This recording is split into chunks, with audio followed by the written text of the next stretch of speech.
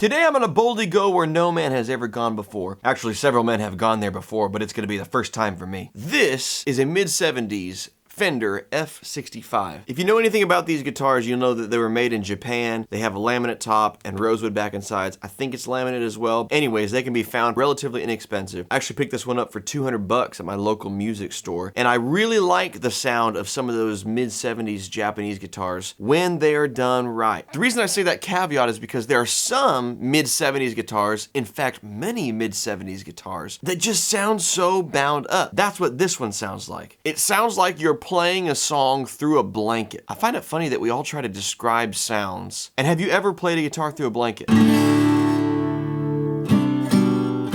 I have a great friend named Gary Grounds who has a mid-70s Yamaha, so I thought maybe if I got a mid-70s Japanese guitar that it could kind of sound like that, because he won't sell it to me. So this is an attempt to try to make it sound like the Gary Grounds guitar. So I scoured the vast knowledge of the internet, and by scoured the vast knowledge of the internet, I messaged a man named Ron Stewart. If you know who Ron Stewart is, then you know. And he suggested shaving the braces. And I thought, well, how am I gonna do that? So I figured that I would do just what most other people do who are in this predicament. I got a specialty tool that is only available to anyone with the Amazon link.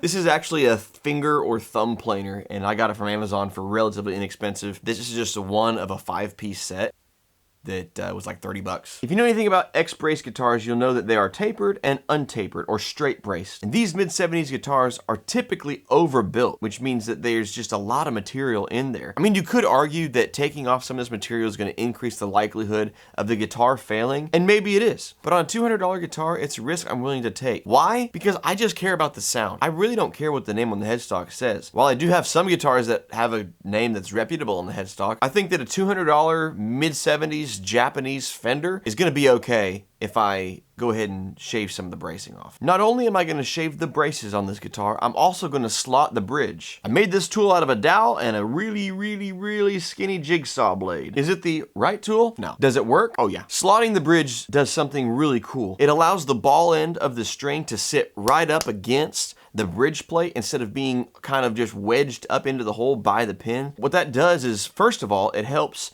the longevity of the bridge plate because it's consistent pressure in one spot on a flat surface. It's not constantly kind of shifting up and down inside the hole depending on how you put the bridge pin in. And secondly, it allows a more efficient transfer of the string vibrations to the bridge plate. Every guitar that I've done this to has really tightened up the sound. It's made it a little more focused and clean. The offensive overtones kind of seem to disappear, and the overtones that were left were a little more precise. So here's what I'm gonna do. I'm gonna show you what this guitar sounds like before I do it. I'm going to do the stuff that I mentioned earlier, and then I'm gonna restring it and then play it again and see if we can hear a difference. Maybe we can, maybe we won't. This is an experiment, and I just wanted you to see how it goes. So in honor of Gary, I'm gonna do the first sound sample of a song called Magnolia Wind. This song was written by Sean Camp, but I think Gary has the best performance of it.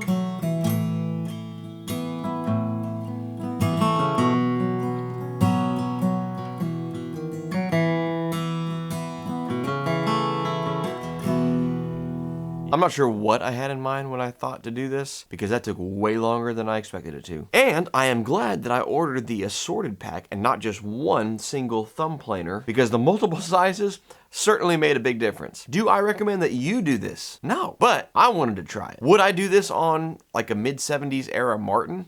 Absolutely, yeah, I probably would actually.